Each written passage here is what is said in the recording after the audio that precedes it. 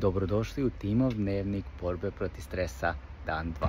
Danas sam na poslu dobio jednu neodložnu intervenciju. To je kao rezultat imalo da se promeni ceo moj plan za danas i to je proizvelo veliku frustraciju i stres u meni. U ovakvim situacijama bitne su dve stvari.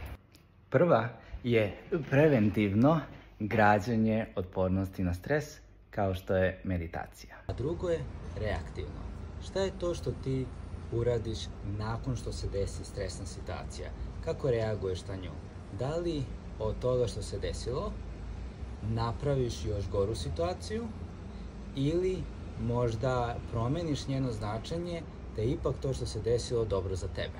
Ovo je jedna coaching tehnika koju ja radim sa svojim klijentima i ako bi ti voleo da iskusiš njene benefite, slobodno mi se javi da zakažemo jedno coaching iskustvo.